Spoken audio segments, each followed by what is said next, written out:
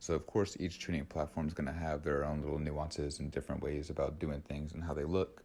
But at least for the A90 platform right now, we can basically group MHD and boot mode into the same category. So anything you can get with one, you'll be able to do with the other. And the real differentiation is EcuTech.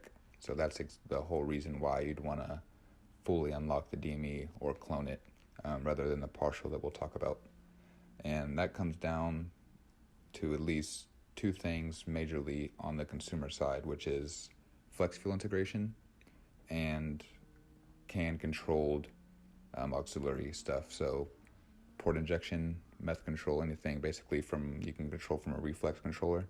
EcuTech can fully handle that, which if you're really pushing your car, or even if you just, want the most peace of mind possible, obviously you're going to want everything controlled by the car itself. You're not going to want to have, a handful of different controllers all not being able to talk to the car, communicate with it, kind of fail safes and stuff like that.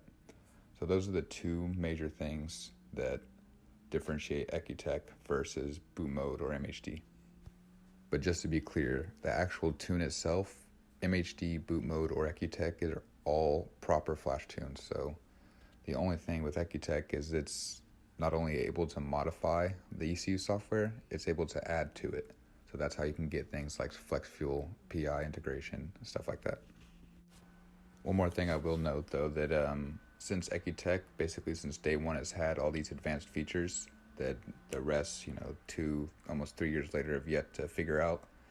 It's definitely the most widely adopted, especially for the tuners themselves and for anyone that takes this platform seriously. So you're going to have a lot better tuner selection through EcuTech than you would MHD or boot mode.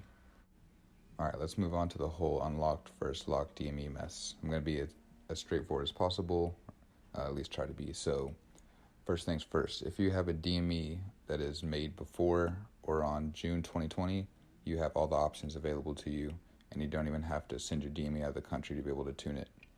So even if you are on a newer firmware version, but that is an important note. So even if you do have a June 2020 DME, it can still be relocked by like dealer visits and stuff like that.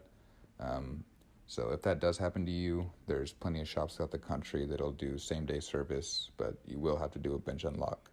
And then you'll be able to flash just as you were before the dealer visit. So what about people after 620? So here's where the mess kind of starts, and you have two options basically, and both of them require to send your DME to Finland, to Femto. So option one is a partial unlock, where you're going to take the DME out of your car, send it to Femto. They're going to unlock it and send it back to you, or partially unlock it. This is going to give you the ability to run MHD or boot mode. So option two is the cloning service.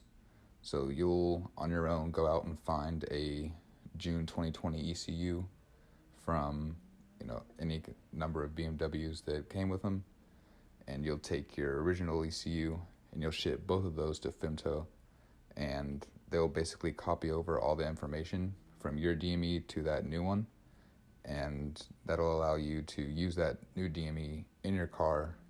And by new, I mean the new cloned pre-June of 2020 ECU, and you'll be able to run EcuTech.